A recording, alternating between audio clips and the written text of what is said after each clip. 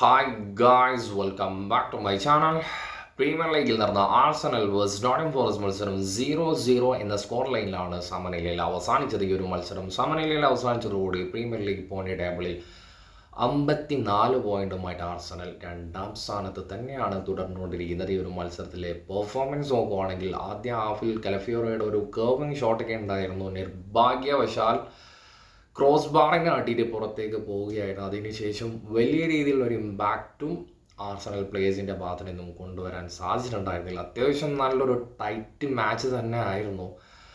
പക്ഷേ ഒരുപാട് പേര് ആർസണലിനെ നെഗറ്റീവായിട്ട് സംസാരിക്കുന്നുണ്ട്. അവസാന നിമിഷം ഇങ്ങനത്തെ ഈ ഒരു പാറ്റേണിൽ തന്നെയാണ് ഒരുപാട് സീസണിൽ ആർസണൽ പൊയ്ക്കൊണ്ടിരിക്കുന്നത്. നിങ്ങളെല്ലാവരും മനസ്സിലാക്കേണ്ട ഒരു കാര്യം എന്താണെന്ന് വെച്ചാൽ, ആദ്യ 11-ൽ ഇറങ്ങുന്ന ഒരുപാട് സാക്ക, ഹവേർട്സ്, ഒരുപാട് പ്ലേയേഴ്സിന് ഇഞ്ചുറി ആയിട്ടാണ് ആർസണലിൻ്റെ സ്ക്വാഡ് നോക്കുന്ന സമയത്ത് നമ്മളെല്ലാവരും കാണാൻ വേണ്ടി സാധിക്കുന്നത്. ആ ഒരു അവസ്ഥയിൽ ഒരിക്കലും, അതും എങ്ങനെ നിന്ന ആർസണലിനാണ് ഇത്രയും ഈ ഒരു കോച്ച് വന്നതിന് ശേഷം ബിൽഡ് ചെയ്തൊരു കമ്പാരിസൺ ചെയ്യാൻ പറ്റുന്ന തരത്തിൽ എത്തിച്ചത് എന്ന് ആർസണൽ ഫാൻസ് എല്ലാവരും ചിന്തിക്കേണ്ട ഒരു കാര്യമാണ്. ടോപ്പ് 4 വരെ എത്താതിരുന്ന ഒരുപാട് സീസൺ ഉണ്ടായിരുന്നു. ഇപ്പോൾ മാഞ്ചസ്റ്റർ നിൽക്കുന്ന അതിനേക്കാൾ അധപ്പതിച്ച ഒരവസ്ഥയിൽ ആർസണൽ ഉണ്ടായിരുന്നു. ആ ഒരു സിറ്റുവേഷനാണ് ഇപ്പോൾ ഈ ഒരു അവസ്ഥയിലേക്ക് വന്നിരിക്കുന്നത്. അപ്പോൾ അതും കൂടിയും എല്ലാവരും മനസ്സിലാക്കേണ്ട ഒരു കാര്യം തന്നെയാണ്.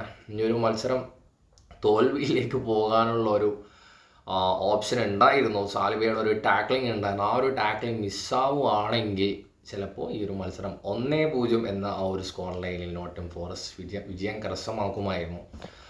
ഈ ഒരു സീസൺ എന്തായാലും ഇനി മാക്സിമം ചാമ്പ്യൻസ് ലീഗിലേക്ക് ഫോക്കസ് ചെയ്യുന്നതായിരിക്കും ആർസണൽ പ്ലേയേഴ്സിനെ സംബന്ധിച്ചിടത്തോളം. ആർസണൽ ടീമിനെ സംബന്ധിച്ചിടത്തോളം ഏറ്റവും ബെറ്റർ ആയിട്ടുള്ള ഒരു ഓപ്ഷൻ.